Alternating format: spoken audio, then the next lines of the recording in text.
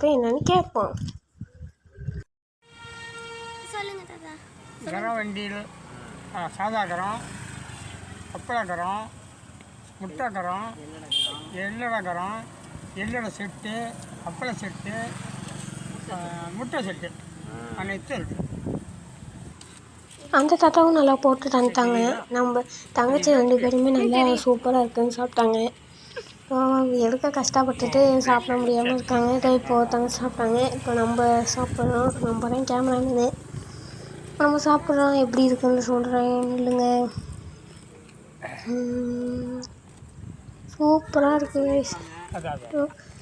இப்போ சூப்பராக இருக்குது. இனிமேல் நீங்கள் வந்தீங்கன்னா கரூருக்கு இந்த கரம் ஸ்டால் வாங்க. மறக்காமல் வீடியோ லைக் அண்ட் சப்ஸ்கிரைப் பண்ணிடுங்க. பாய்.